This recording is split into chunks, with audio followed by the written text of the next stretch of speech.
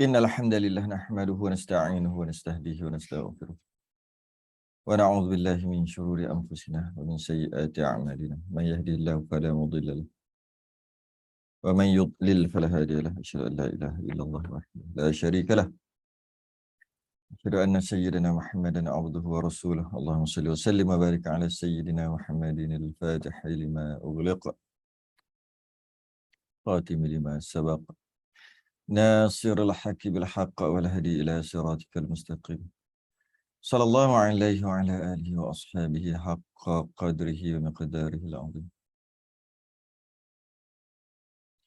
اللهم نور بالكتاب بصري وأطلق بلساني شرح بي صدري واستعمل به جسدي بحولك وقوتك فإنه لا حول ولا قوة إلا بك سبحانك لا علم لنا إلا ما علمتنا إنك أنت العليم الحكيم لا حول ولا قوة إلا بالله العظيم أما بعد. Kita sambung kitab Risalah Tauhid, kenyataan yang ketiga. Kitab saya, Risalah Tauhid, muka surat 12. Rumi, muka surat 19.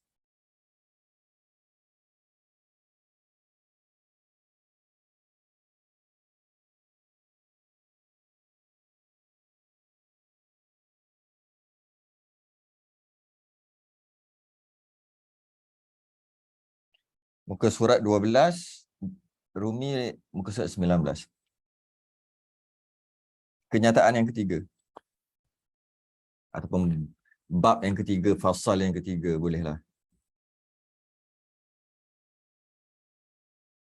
Qala al-mu'allif rahimahullahu ta'ala wa nafa'ana wa iyyakum bi'ulumihi fid darin. Amin ya rabbal alamin. Kenyataan ketiga, mengenal Tuhan dan mengetahui sifat-sifatnya.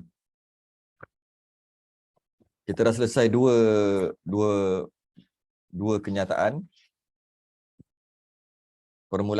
Kenyataan pertama, permulaan mabadi' asyarah. Kenyataan yang pertama, hukum akal.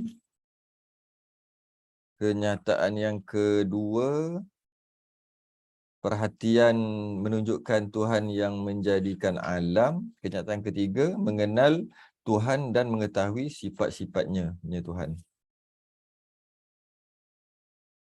Jadi boleh buka muka surat 12 Jawi Rumi 19. Mengenal Tuhan itu fardu ain. Mengenal Tuhan itu fardu ain. Maksud fardu ain itu adalah atas setiap orang. Lawan dia fardu kifayah. Atas satu kelompok, sebahagian daripada satu kelompok fardu kifayah. Fardu ain ni atas setiap orang.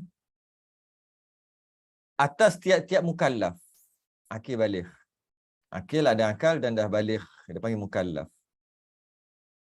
Dengan mengetahui namanya dan sifatnya yang disuruh oleh syarak syarif dengan ajaran daripada Rasul-Rasul.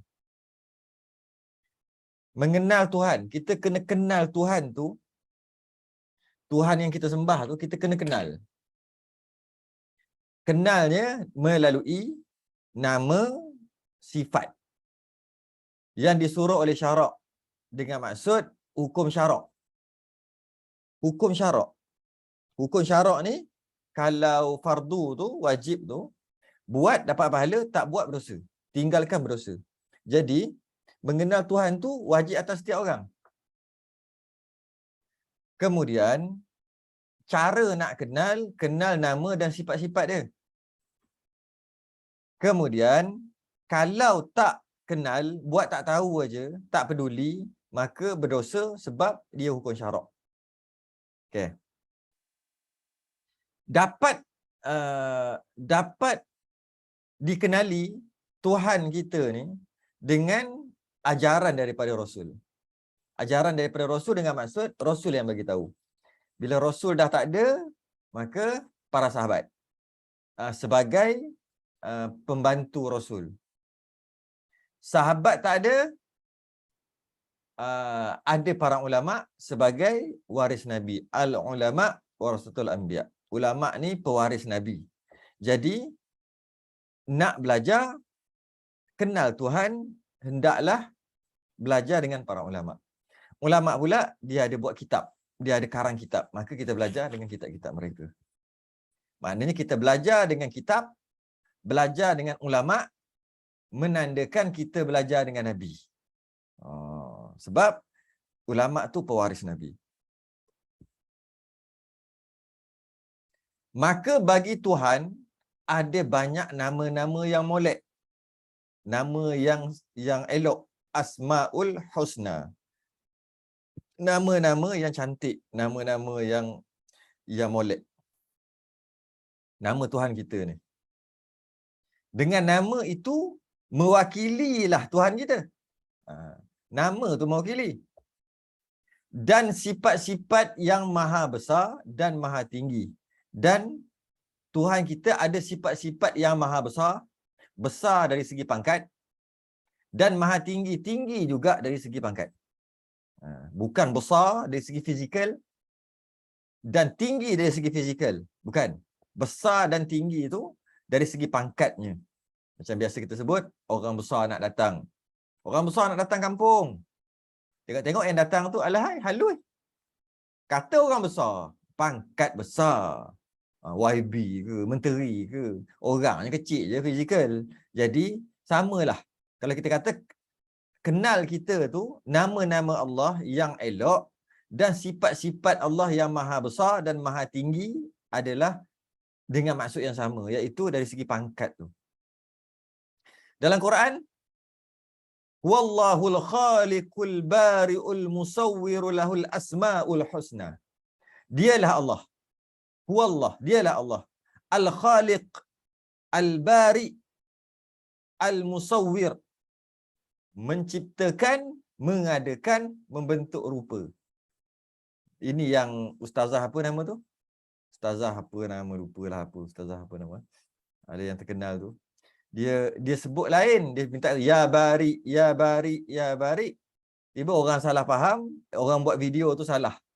Orang buat video tu salah. Dia tulis itu, dia kerat ustazah ni punya, ustazah apa nama? Asma Harun. Ya. Orang dia dah cakap betul dah, al-bari, al-bari, al-bari. Betul dah. Tapi yang cut video tu, dia bukan dia berniat nak salah, bukan. Dia tulislah bila dia dengar al-bari, al-bari, dia pun tulis atau ya bari, dia tulis ya alif lam ba alif ra kaf. Al-barik. Al-barik sebab al-bari hamzah. Ba alif ra ya, betul ada hamzah tu al-bari. Tapi bila sebut al-bari, ya bari, ya bari, ya bari, orang yang tidak dengar al-barik, ya barik, kaf. Maksud lain tu. Maksud apa? Unta duduk tak silap. Barik. Jadi bila gitu, kecoh. Kata apa benda, baca zikir apa. Padahal itu nama Allah. Cuma silap orang yang tulis tu. Orang yang buat video tu. Jadi al-bari. Wallahul khaliq, yang menciptakan. Al-bari, al-musawwir, yang mengadakan, yang membentuk rupa. Lahul asma'ul husna, yang mempunyai asma'ul husna, nama-nama yang mulia. Itulah. Lepas tu apa, yusabbihu lahu ma fis samawati wal ard wa huwal azizul hakim. Nama-nama yang mulia Allah ni sangat banyak. Dan disebut dalam Quran, huwallahul khaliqul bari'ul musawwiru lahul asma'ul husna. Asma'ul husna, nama-nama yang molek, baik, yang bersifat maha besar dan maha tinggi. Nama Tuhan yang lebih masyhur di antara segala nama-namanya ialah Allah. Disebut lafaz al-jalalah, lafzul jalalah, maksudnya jalal, yang dalam Quran kata yang maha besar, bolehlah. Jadi nama yang paling masyhur Nama yang paling masyhur dengan nama-nama Allah yang banyak tadi, ada 99, malah lebih daripada itu lagi sebenarnya. Cuma yang masyhurnya ada 99 nama Allah, yang mana yang paling masyhur sekali adalah Allah. Allah. Yang diistilahkan lafzul jalalah, nama yang paling agung. Yang paling masyhur dan paling agung adalah Allah. Kerana apa? Di sisi jumhur ulama, nama Allah adalah nama yang paling agung, paling masyhur, lafzul jalalah. Kenapa Allah? Maka jumhur ulama mengatakan lafzul jalalah ni adalah Allah kerana Allah lah yang paling banyak digunakan berbanding dengan nama-nama yang lain. Nama-nama Allah yang lain. Dalam Quran, Allah yang paling banyak. Dalam kitab-kitab, orang dok sebut Allah, Allah, subhanallah, alhamdulillah, Allah, Allah, Allah, Allah, Allah, Allah. Sebab apa? Bila banyak yang diguna nama itu, maka nama itu, kerana itulah dipanggil lafzul jalalah, nama yang paling agung, kerana paling ramai orang sebut, paling banyak ditulis Allah ni, berbanding dengan nama-nama Allah yang lain. Dalam kitab-kitab syariat, nama Allah. Kitab fiqh, nama Allah. Tapi dalam kitab-kitab hakikah, nama yang paling banyak digunakan adalah Al-Haq. Nama Allah juga. Asma'ul Husna juga. La ilaha illallah al-malikul haqqul mubin. Muhammadur Rasulullah sadiqul wa'dil amin. La ilaha illallah al-malikul haqqul haq. Al-haq. Al-haq adalah nama yang paling banyak digunakan dalam kitab-kitab hakikat. Kita yang mengaji syariat aja ni, kita akan jumpa Allah paling banyak. Kalau kita mengaji kitab-kitab hakikat, Al-Haq lebih banyak digunakan daripada Allah. Cuma secara umum, Allah adalah nama yang paling banyak digunakan, maka dia adalah nama yang paling masyhur. Apa dia? Ustaz, direct message. Oh, dia keluar direct message gitu kan? Tak payahlah buat direct message, buatlah umum. Semua nampak ke Hasan Basri punya message ni?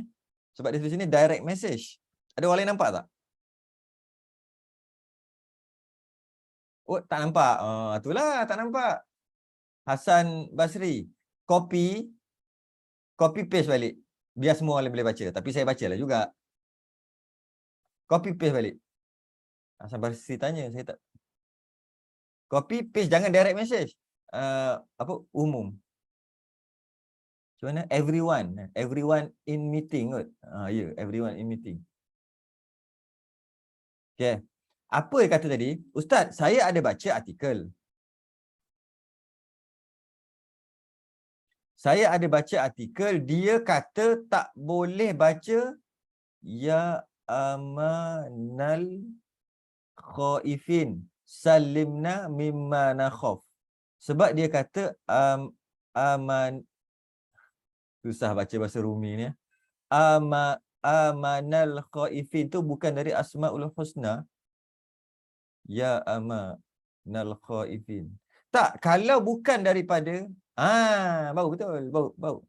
Kalau bukan daripada Asmaul Husna pun apa masalahnya? Ya amanal khaifin. Saya kalau tulis, kalau ikut bahasa Arab, dan kita boleh check lah betul ke tidak, tapi ni bahasa Rumi, ya amanal khaifin.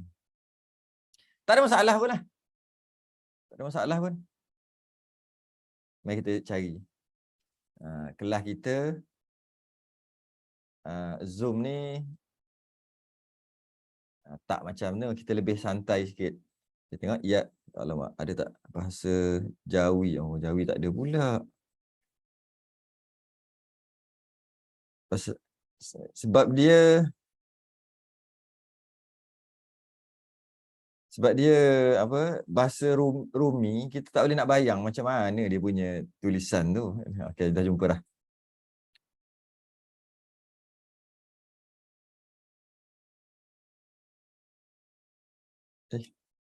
Ya ya ama. Mana ni?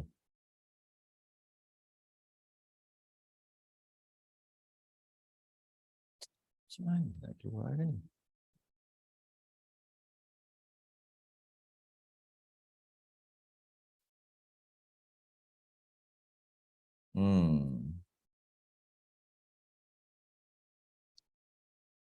Ya amanal khaifin. Okey.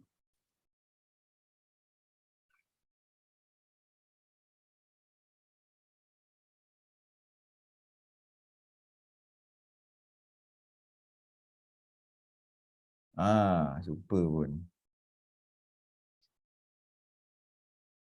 Allah. Halo ya. Halo. Salam. Ada mesin basuh tu kan? Ah, letak kat situ. Ada loceng, orang tekan loceng ada. Ada. Nanti orang keluar. Ah, okey. Okey.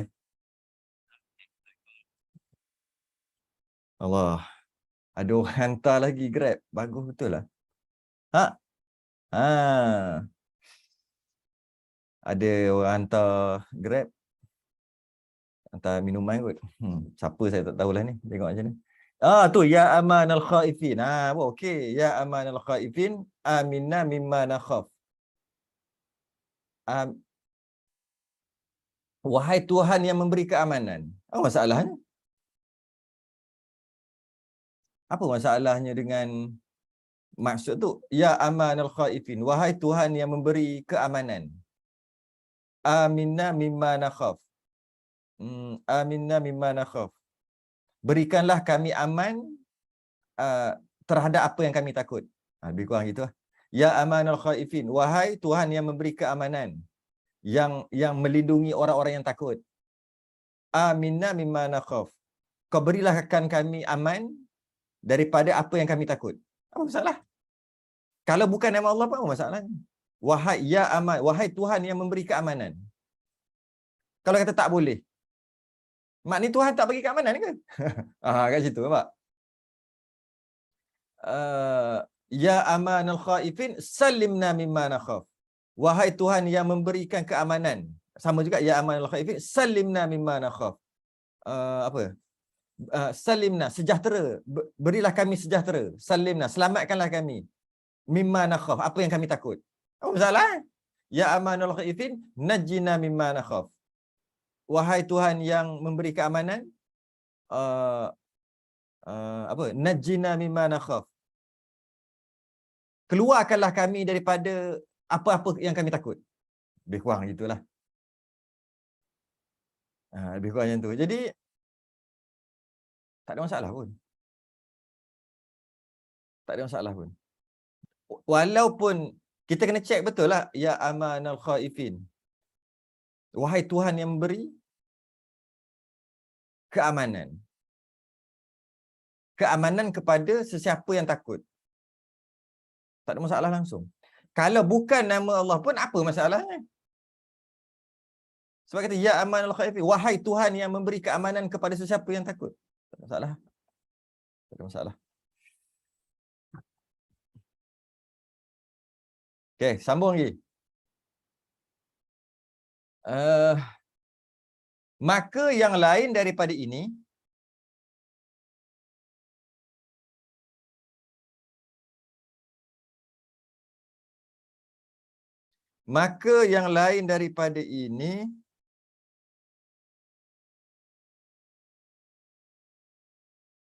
diketahui daripada Quran dan hadis.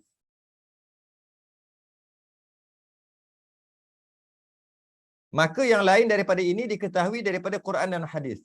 Semuanya itu masyhur di sisi orang Islam sebahagian daripada Maka yang lain daripada ini diketahui daripada Al-Quran dan hadis. Mana dapat nama tu? Daripada Quran dan hadis. Semuanya itu masyhur di sisi orang Islam. Maknanya nama-nama Allah dapat daripada Quran dan hadis dan masyhur di sisi orang Islam. Sebahagian daripadanya Ar-Rahman, Ar-Rahim, Al-Quddus, As-Salam, Al-Mu'min. Ada skor lagi. Allah. Sekejap.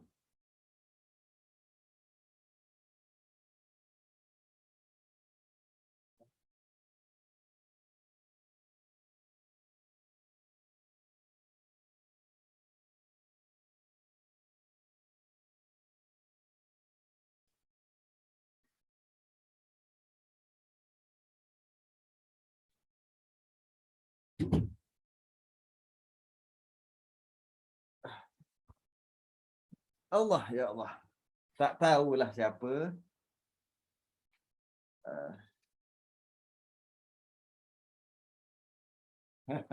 Kopi mesin. Wah, bagus juga kan? Kita santai-santai. Hari tu dah 5 dah. Ini lain pula ni. Saya jarang minum-minum time kuliah ni. Dah orang bagi, takkan nak letak macam tu. Nanti dia cair dah tak sedap. Ini dah macam blended ni. Oh.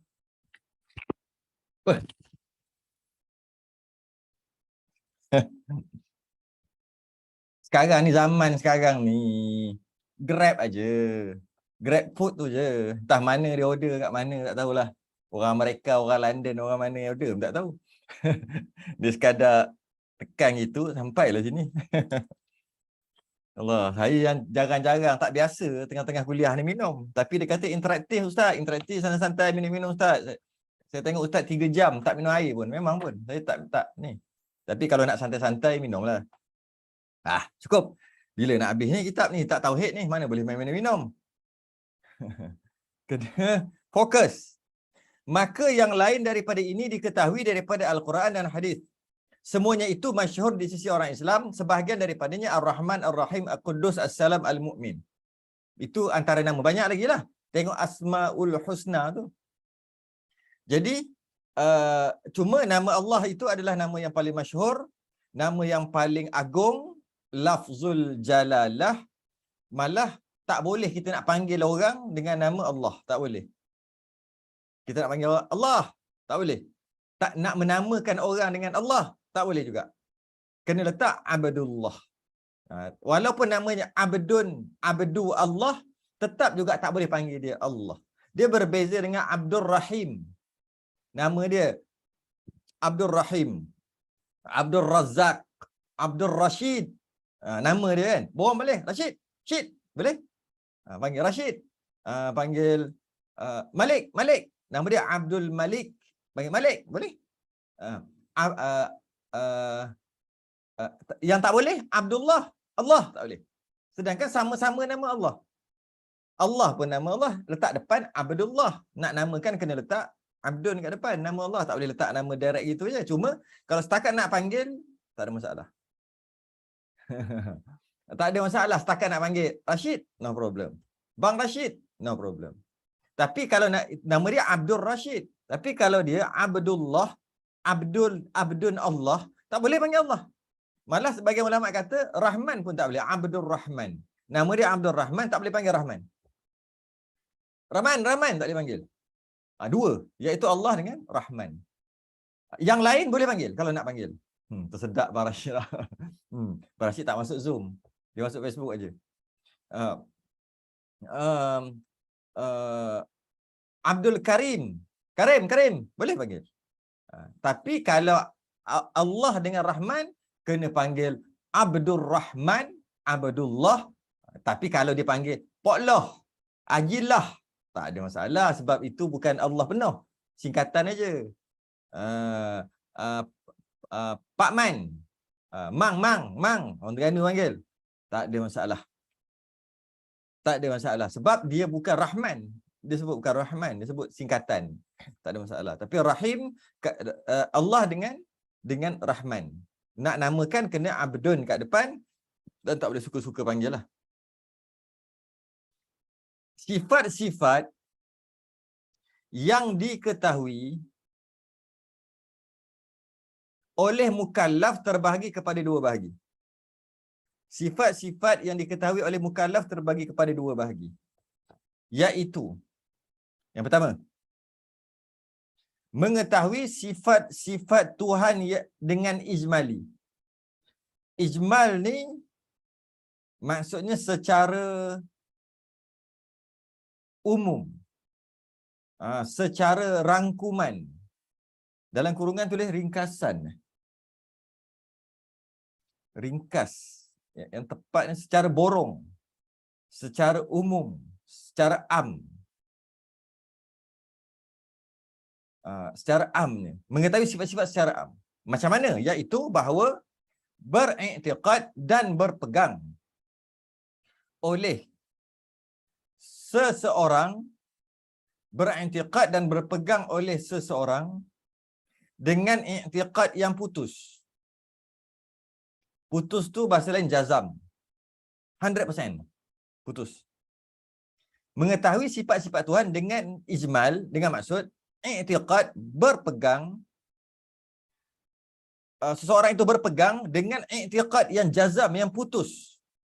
100% yakin bahawasanya wajib bagi Allah Ta'ala bersifat dengan tiap-tiap sifat kesempurnaan yang layak dengan keadaan ketuhanan.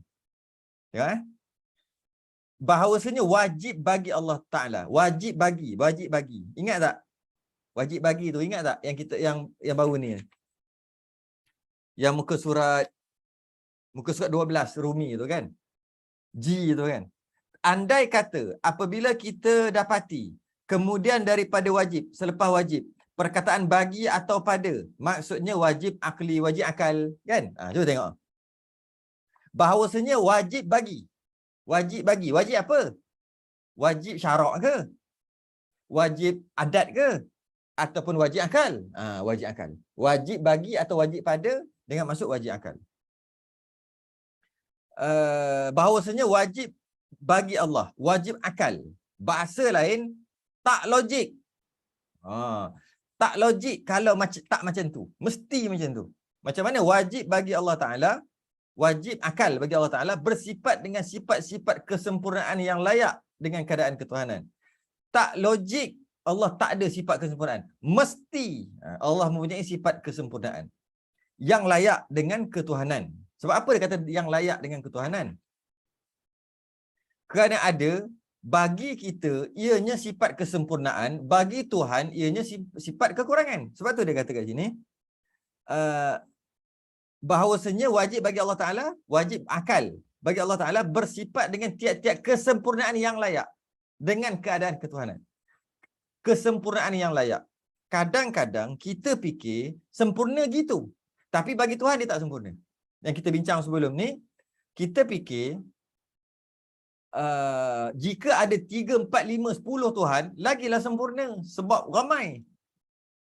Sebab kita lagi ramai, lagi sempurna pekerjaan yang kita nak buat. Tu kita. Maka kita kata, kita guna kesempurnaan kita tadi tu dekat Tuhan. Tak layak bagi Tuhan. Tuhan, kalau ada lebih pada 1, ada 2, 3, maka semua dia lemah kan? Jadi, sebab itulah sifat-sifat kesempurnaan tadi yang layak dengan keadaan ketuhanan. Bukan layak dengan kita. Kita ada anak, baru sempurna. Tak ada anak, tak sempurna. Allah, Tuhan, ada anak tak sempurna. Kalau ada anak tak sempurna. Nampak? Kita punya sempurna tak sama dengan Allah punya sempurna. Tak sama. Sebab tu dia kata sini, tiap-tiap kesempurnaan yang layak dengan keadaan ketuhanan.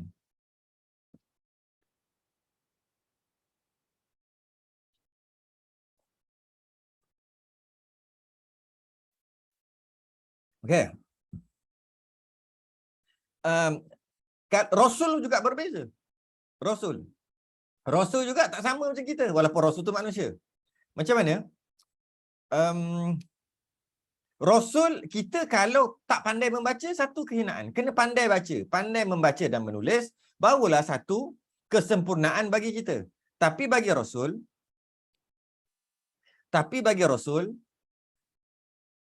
tak erti membaca dan menulis, itu satu kesempurnaan. Sebagai membuktikan wahyu Quran tu memang betul daripada Allah. Bukan reka. Sebab dia tak erti menulis dan membaca. Ummi. Nampak? Itu dah beza dah. Kalau kita dengan Rasul pun beza, kita dengan Allah dari segi maksud kesempurnaan juga. berbeza. Dan mustahil atasnya bersifat dengan apa-apa jua sifat kekurangan. Okey. Dan mustahil atas. Baca balik. Mustahil atas maksud mustahil apa? Apabila kita dapati kemudian daripada mustahil perkataan atas atau pada. Maksudnya mustahil akli, mustahil akal. Ini kena faham sungguhlah. Saya rasa dah faham kot. Wajib akal, wajib adat, mustahil akal, mustahil adat. Dia ada perbezaan tu. Kita kena faham. Wajib syarak tu maksud apa kan? Rasanya dah kena faham bab tu. Itulah kunci. Itulah kunci untuk faham ilmu tauhid. Ramai yang tak faham ni kerana dia gagal dekat hukum adat tadi tu. Yang kita bahas sebelum ni. Wajib akal dengan wajib syarak masih lagi tak dapat beza. Kena tengok rakaman lepas. Kalau masih lagi tak dapat beza. Apa beza wajib akal dengan wajib syarak, wajib adat? Mustahil akal, mustahil syarak, mustahil adat. Ada beza tu kan? Dapat beza tu baru kita boleh faham. Itulah kunci sebenarnya.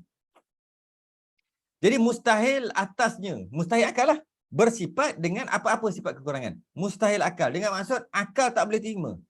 Akal tak boleh terima kalau Tuhan gini sifat kekurangan tadi tu. Tak boleh terima. Wajib akal mesti Tuhan macam ni. Tak mungkin sebaliknya. Tu ada. Yang kedua, mengetahui sifat-sifat Tuhan dengan tafsil. Tadi dia kata kat sini sifat-sifat yang diketahui oleh mukallaf terbagi pada dua. Yang pertama, tahu secara borong, tahu secara ringkas, secara sekaligus. Apa dia sekaligus? Yang wajib kita berpegang. Allah mempunyai semua sifat-sifat kesempurnaan. Yang nombor satu ni. Allah mempunyai semua sifat-sifat kesempurnaan, sama ada kita tahu ataupun kita tak tahu. Banyak mana? Banyak yang tidak terhingga. Tak terhingga tu apa? Tak terhingga tu tak terhingga. Maksud tak terhingga tu. Banyak. Bila sebut tak terhingga. Kalau sebut sejuta, dia masih lagi hingga. Sebab sama hingga sejuta. Tak terhingga. Siapa yang tahu? Allah yang tahu. Allah tahu. Ya, kerana ilmu Allah tidak terhingga juga. Kita ilmu kita terhingga. Maka bila terhingga ada had, maka pengetahuan kita juga ada had. Jadi bila gitu, kita tak dapat nak memahami macam mana maksud sifat kesempurnaan Allah yang banyak tu, semua sifat kesempurnaan adalah milik Allah yang tidak terhingga banyaknya. Tak boleh kita nak sampai kerana akal kita pun terhingga. Ada limit, ada limitation. Jadi nombor satu mudah je sebenarnya. Nombor satu, kita kena berpegang, wajib berpegang, Allah mesti sempurna. Sifat-sifat Allah sempurna. Okay? Sempurna, semua sifat Allah sempurna. Sebanyak-banyaknya, tidak terhingga banyaknya. Dan lawan sempurna, tak sempurna lah, kurang. Allah mustahil. Tak mungkin, mustahil. Mustahil, ada sifat-sifat kekurangan, banyak mana kekurangan, semua sifat-sifat kekurangan yang tidak terhingga juga, Allah tak ada semua. Tu, nampak? Secara borong. Secara sekaligus. Habis tu, tahulah. Sifat-sifat yang sempurna yang banyak-banyak tu apa dia? Semua. Sifat-sifat kekurangan yang tak ada pada Allah, mustahil ada pada Allah. Sifat-sifat kekurangan tu macam mana? Semua sifat kekurangan. Apa dia? Semua tak kira. Janji kurang. Apa dia? Tak kira. Dia tak secara borong. Semua. Janji ianya kurang. Kau sebutlah apa pun, kalau ianya kurang, tak ada kat Allah. Kau sebutlah apa saja pun, kalau ia sifat kesempurnaan, sifat yang maha apa tadi? Maha hebat. Maha besar dan maha hebat tadi tu, maka Allah punya.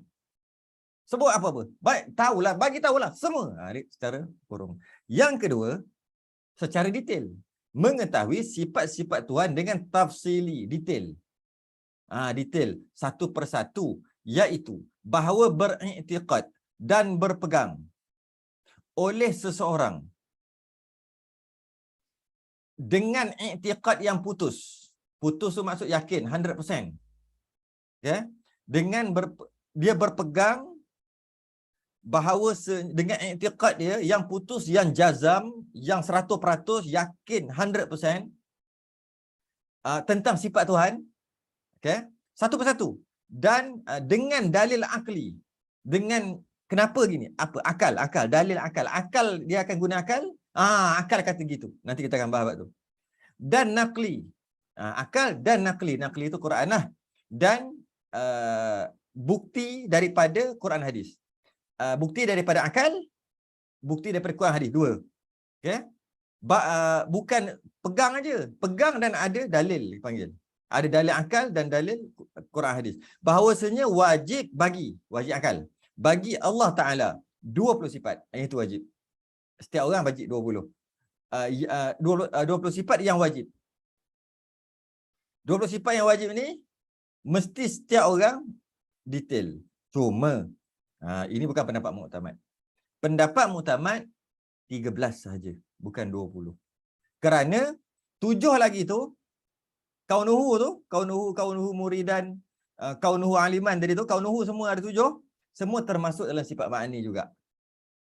Termasuk sebab kita bincang balik rupanya dia termasuk. Jadi maka 13. Sebenarnya 13 ke 20 ke sama je. Tapi yang muktamad adalah 13.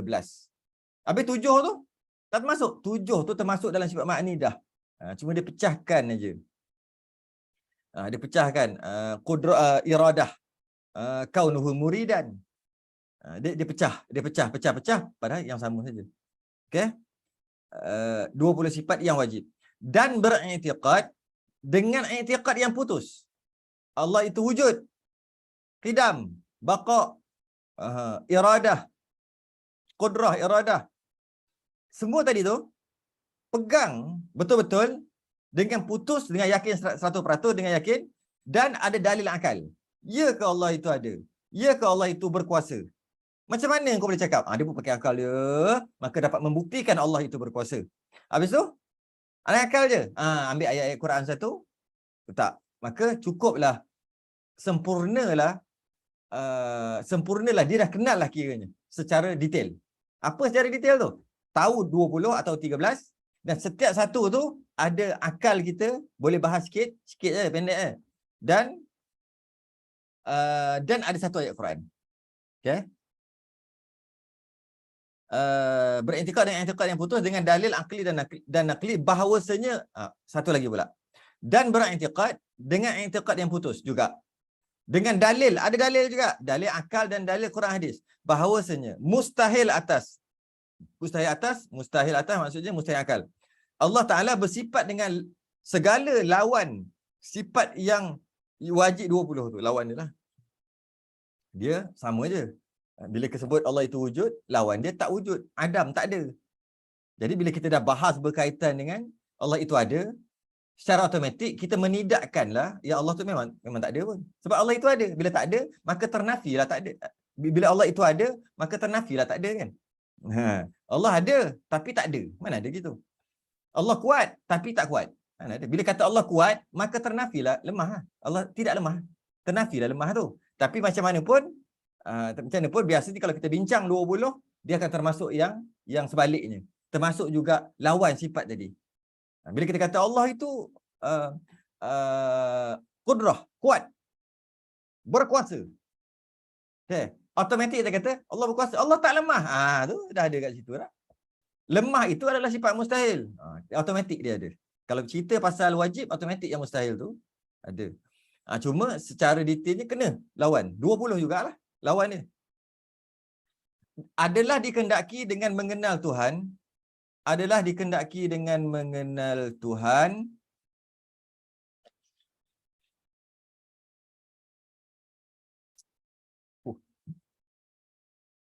Adalah dikehendaki dengan mengenal Tuhan itu hendaklah mengetahui 3 perkara.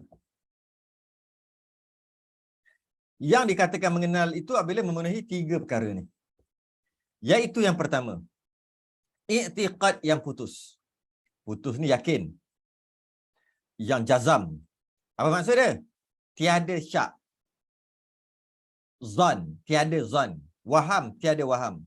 Kiranya i'tiqadnya tidak putus seperti ada i'tiqadnya syak, zan atau waham, maka tidak dinamakan mengenal.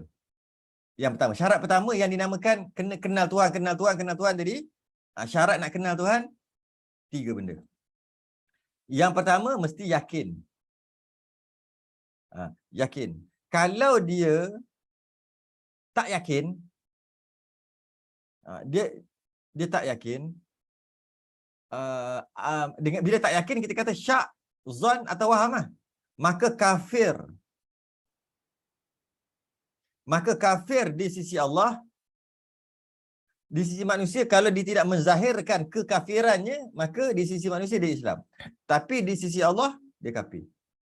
Sebab nak kata kena kenal Allah. Kalau tak kenal Allah, maka tak beriman, maka kufurlah dia. Jadi nak dia dimasukkan kenal tu ada 3. Yang pertama, yakin. Yakin tu apa? Kita ambil lawan daripada yakin. Lawan yang daripada yakin, syak. Syak ni 50-50. Zon 80-20. 80 yakin, 20 tak yakin. Syak 50-50. Waham 20 yakin, 80 tak yakin. Bukan 100% lah. Malah 99.999999999 yakin. Kafir lagi. Sebab dia tak 100%, dia tak jazam, dia tak putus. Tu tak putus tu. Tu maksud tak putus. Putus ni 100%, sepenuh. Bila tanya, Allah tu wujud tak? Allah tu ada tak? Allah tu ada, Allah tu wujud tak? Tak tahu. Dia kata, tak tahu. Bila dia kata tak tahu, bila kita tanya Allah tu wujud dekat, dia kata tak tahu, dia pegang tu tak tahu. Bila dia tak tahu, namanya jahil basit. Jahil basit, jahil selapis. Dia tidak mengenal Allah. Bila tak mengenal Allah, maka dia bukan Islam. Dia tidak beriman. Yang kedua, Allah wujud ke tidak? Tadi dia jawab, Allah wujud ke tidak? Tadi dia jawab, tak tahu. Maka tak sah iman dia. Tak sah iman dia. Tak tahu, dia kata tak tahu. Dia panggil jahil basit. Tanya pula, orang lain pula, Allah tu wujud ke tak? Dia kata Allah tak wujud. Dia kata Allah tak ada. Tak wujud, tak ada. Tak mengenal, tak sah iman dia. Tak sah iman dia. Dia panggil jahil murakab. Jahil basit pun tidak mengenal, tidak sah iman. Jahil murakab pun tak sah iman. Jahil murakab. Sebab dia kata, kalau dia kata tak tahu, dia jahil selapis. Dia tak tahu. Tak tahu. Allah ada ke tak? Tak tahu. Jahil selapis. Maka tak sah iman. Allah ada ke tak? Tak ada. Jahil double. Jahil double, jahil murakab, berlapis. Tidak mengenal Allah, tidak mengenal maksudnya, dan ianya tak sah iman. Allah ada ke tak? Tak berani nak kata. 50-50. Syak. Tak sah iman. Tidak mengenal. Allah ada ke tak? Kuat, sangkaan kuat bahawasanya Allah ada. Tapi masih lagi tak putus. Sebab sangkaan kuat. Dia panggil zan. Tak sah iman lagi. Allah ada ke tak? Rasa macam tak tahulah. Kuat rasa tak ada. Tapi ada juga hati sikit-sikit tu rasa ada. Waham. Sebab dia rasa sikit je yakin Allah tu ada. Maka tak sah iman. Habis, Allah ada ke tak? Ya. Yakin 100%. Itu baru mengenal. Itu baru satu syarat. Ada 3. Baru 1. Itu maksud dia. Jadi kalau kita kata, itu kalau Allah ada ke tak? Allah kuat ke tak? Allah berkuasa ke tak? Tak tahulah. Tak sah iman. Tak sah iman. Allah itu berkehendak ataupun tidak? Berkehendak. Nak ke tak? Allah itu jenis yang nak ke tak? Tak tahulah Allah nak ke tak.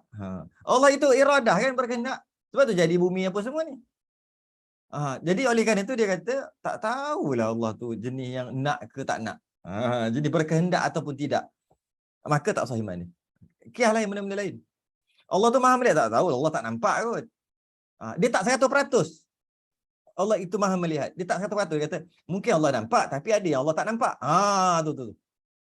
Kadang-kadang kita kata Allah itu wujud, kita buat contoh tu, kita rasa macam tak logik pula. Takkanlah ada orang kata Allah tak wujud. Kita bagi contoh lain, sama je. Allah tu maha mendengar. Ya, Allah maha mendengar. Tapi ada benda yang Allah tak dengar. Kalau kita cakap dalam hati, macam mana Allah nak dengar? Kan? Cakap dalam hati, tak ada bunyi. Kita cakap dalam hati ni. Allah tak dengar lah. Tapi kalau cakap luar Allah dengar. Dia kata ada yang Allah tak dengar. Allah maha mendengar tapi ada. Tak cukup 100%. Maka tak sah iman. Itulah. Kiaskanlah yang lain-lain. Itu bab berkaitan dengan keyakinan kita. Kalau bab berkaitan dengan hukum fiqh, zan dah memadai. Tengok takwim, zan aja. Tengok kiblat, arah mana, zan aja. Zan tu sangka kuat bukan 100%. Bukannya kita pergi ukur. Tengok application dalam ni pun tak 100% kadang. Kita tengok, oh, okey. Oh, okey, sini kiblat. Boleh ikut boleh. 100% ke? Tak 100%. Tak 100% lah keyakinan tu. 80, 90 lebih persen. Zon lah, zon. Sangka kuat. Kita ambil uduk kadang-kadang pun, kita bukan yakin basuh semua sampai ke sini semua. Kita cuma zon, sangka kuat kena dah kot. Bukannya yakin betul-betul. Kita tak ambil cermin pun tengok, tak takap gambar video pun nak tengok nanti lepas ambil uduk tu, kena ke tak kena. Kita cuma sangka kuat dah kena. Mandi wajib. Kadang-kadang sangka kuat dah kena dah semua badan. Bukannya yakin 100%. Sangka kuat. Dah memadai dalam masalah fiqh. Tapi, dalam masalah mengenal Allah, tauhid, tak memadai. Walaupun 99.99999. Dia sembahyang maghrib, lepas tu dia duduk dengan kuliah. Lepas tu nak sembahyang isyak, dia kata, tadi ada wuduk ke tak tadi? Sembahyang maghrib memanglah ada, tapi kentut ke tak? Tak teringat pun kentut tak, seronok dengan kuliah sangat ni. Maka dia ada. Sangka kuat dia masih lagi ada wuduk. Yakin ke? Tak yakin, boleh jadi keluar. Tapi sangka kuat, 80% ada wuduk lagi. Ada kentut? Tak. Kalau ada kentut, batal lah. Tak rasa macam sangka kuat ada lagi lah. Maka ada. Nampak? Cukup memadai. Semayang tak payah ambil wuduk. Malah nak kahwin pun. Nak kahwin pun zon aja. Ke yakin nak kahwin? Nak kahwin yakin ke zon? Kahwin lelaki dengan perempuan. Dia tak boleh lelaki dengan lelaki, perempuan dengan perempuan.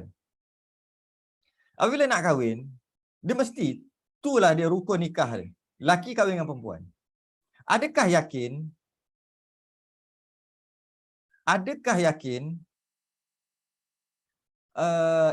yang lelaki nak kahwin tu perempuan? Betul-betul perempuan? Yakin tak? Kalau yakin kena selak lah, tengok. Itu pun silap dia buat pembedahan. Kena yakin ke? Kadang-kadang kita kata yakin. Tapi betul ke? Seyakin itukah kita berkahwin dengan seseorang, lelaki berkahwin dengan perempuan, adakah dia yakin betul-betul perempuan? Adakah dia yakin betul-betul perempuan? Dia bukan yakin betul-betul perempuan, dia zon aja, sangka kuat aja.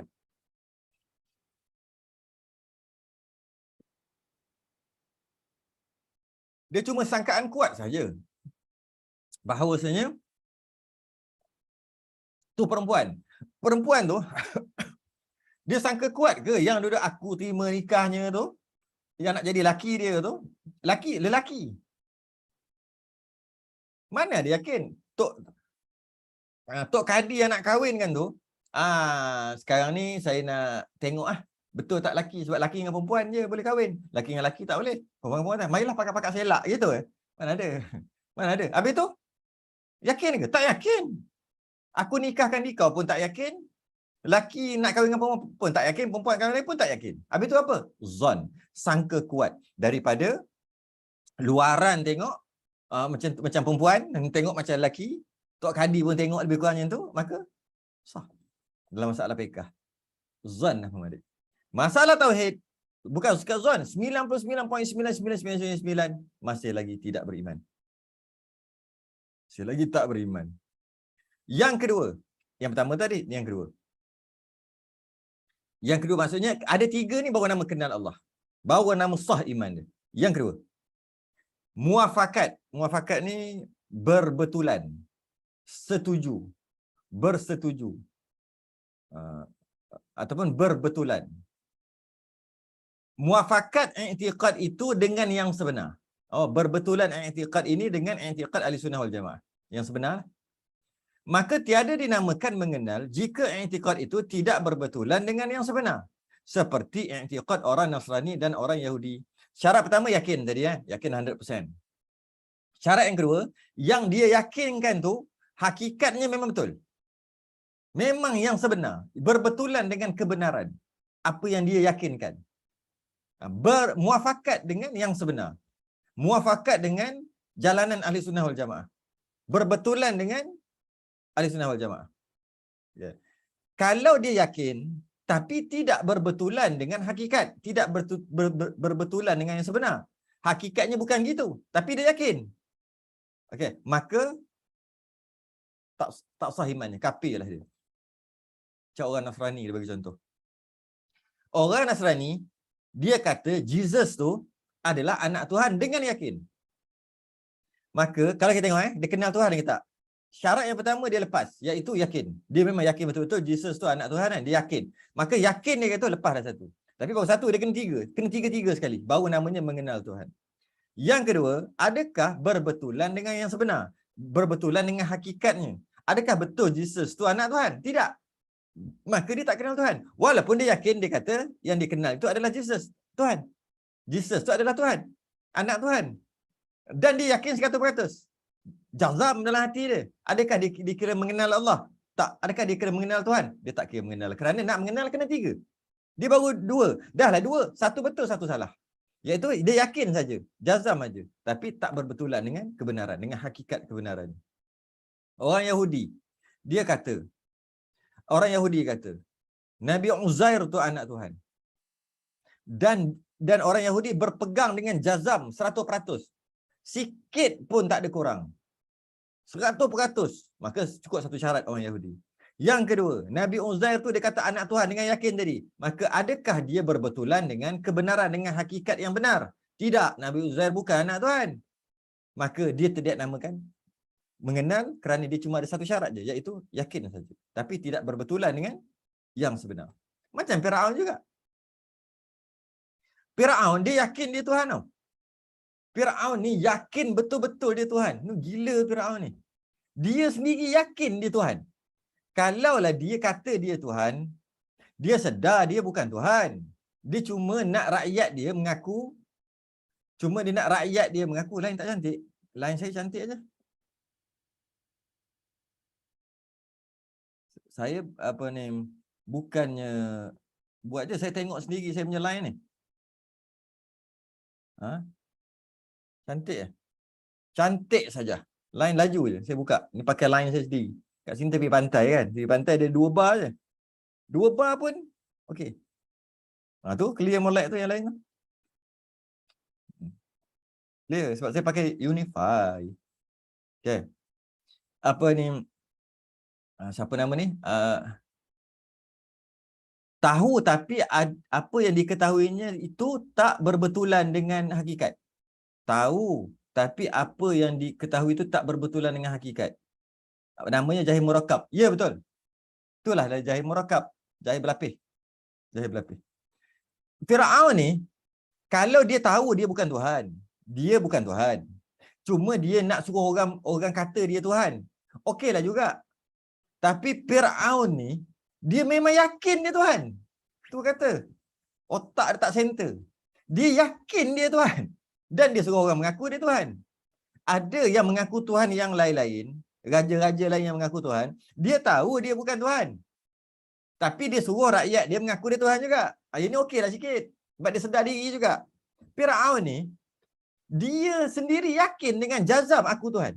Dia Tuhan. Pelik. Sebab dia tak kenal sebenarnya. Apa maksud Tuhan tu pun dia tak tahu. Sebab tu dia boleh mengaku. Kalau dia tahu Tuhan apa, berak. Berak. Dia akan tahu. Cuma dia akan suruh rakyat dia mengaku dia tu Tuhan. Dalam keadaan dia sedar dia bukan Tuhan. Itu okeylah juga. Firaun ni dicerita dalam surah Al-Qasas. Qasas. Wa qala Firaun. Kata Firaun, ya ayyuhal mala' ya ayyuhal mala' ya ayyuhal mala'u ma alimtu lakum min ilahin ghairi. Dia tanya. Firaun kata, wahai pembesar-pembesar kaumku, aku tak tahu ada Tuhan bagimu selain pada aku. Aku tak tahu. Aku peliklah korang ni, kata Firaun. Aku pelik. Kau tahu tak? Aku je Tuhan, tak ada Tuhan lain dah. Ke ada? Tak ada dah. Nampak? Firaun sendiri pun bengong. Sebab dia yakin dia Tuhan. Maka dia ada satu. Yakin. Yang kedua, tidak berbetulan kepada yang hakikat. Maka dia tak kenal Tuhan lah sebenarnya. Tak kenal Tuhan. Orang kafir, dia tahu bahawasanya Tuhan tu patung tu dengan yakin. Tuhan dia tahu Tuhan tu dengan yakin. Dia kata Tuhan dia batu tu lah. Yang batu tu dengan yakin. 100% jazam bahawasanya batu tu Tuhan. Tapi berbetulan dengan hakikat? Tak berbetulan dengan hakikat. Maka sebenarnya dia tak tahu, dia tak kenal. Okey, kita masuk dalam masalah fiqh kejap. Kita masuk dalam masalah fiqh sikit.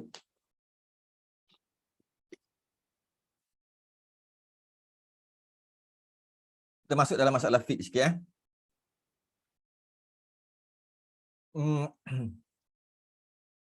Dia bagi orang perempuan lah, orang perempuan.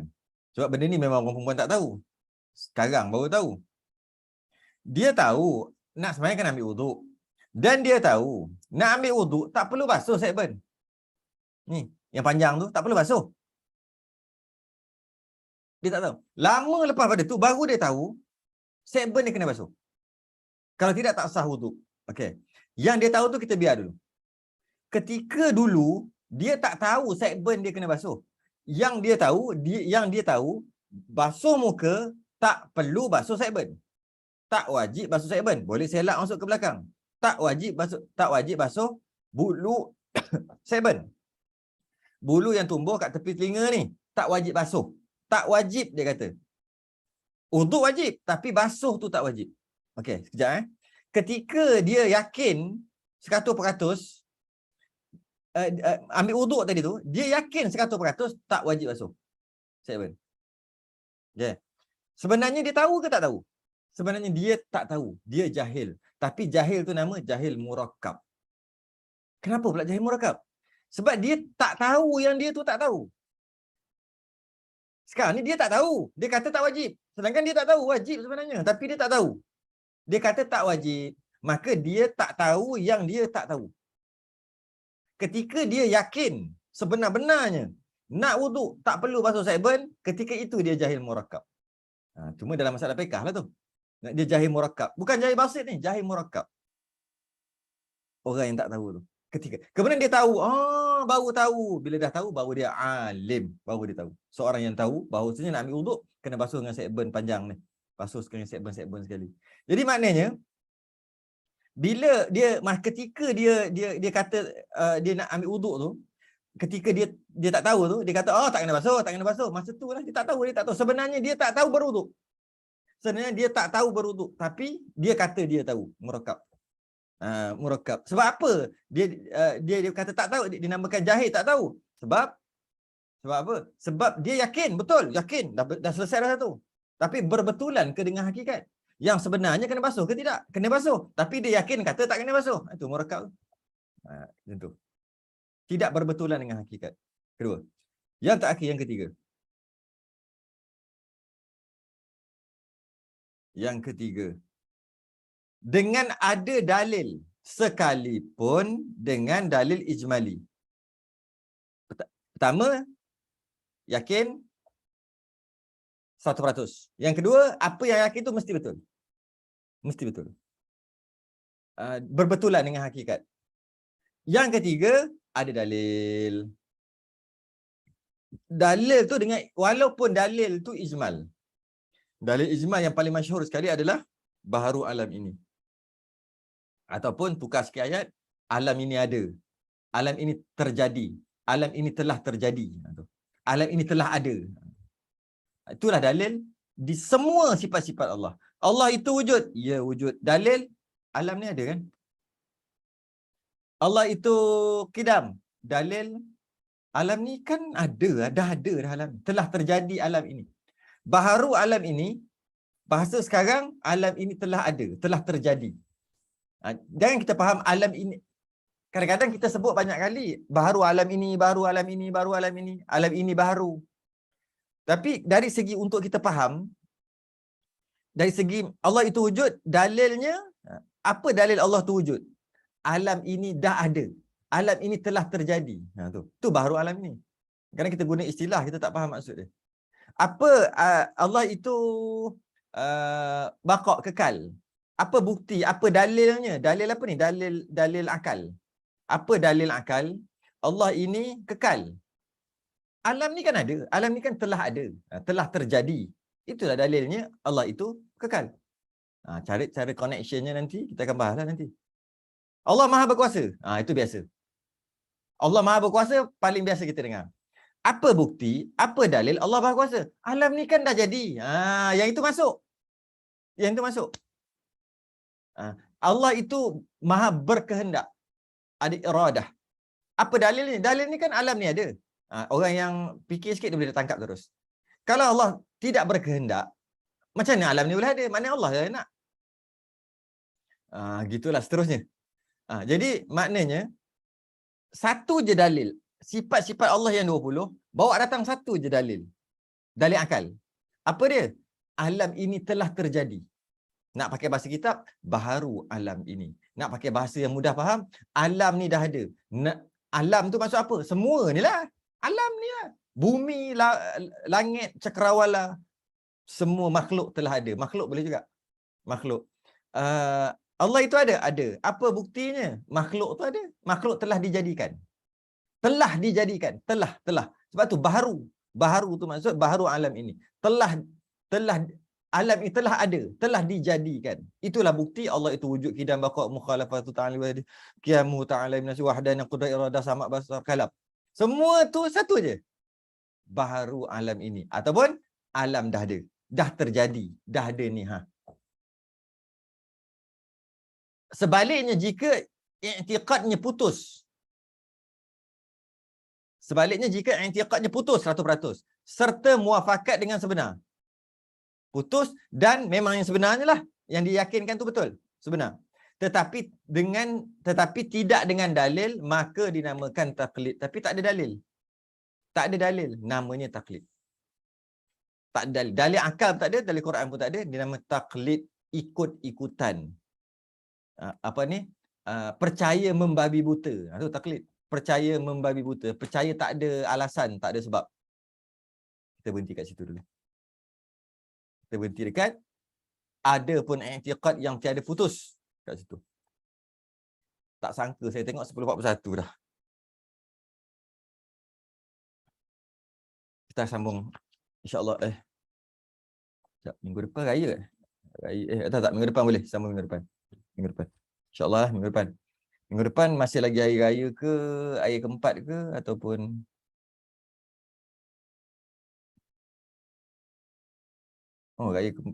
bukan dah habis raya dah. InsyaAllah kita sambung minggu depan. Sikit kita masuk. Seminggu sekali laju, don't worry. Tangguh dulu tanda kat situ. Terima kasih Ustaz. Sama-sama. Jazakallahu khairan Ustaz.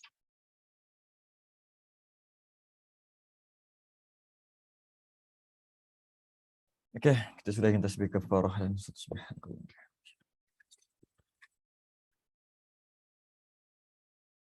Kasihanlah siapa bagi kopi mesin. Jazakumullah khairan katsira Ustaz. Saya nak habiskan air saya ni. Okey, kita jumpa nanti. Sila minum habiskan Ustaz. Ya, Kita tengok. orang tengok ni tak seronok nak minum. Assalamualaikum warahmatullahi wabarakatuh.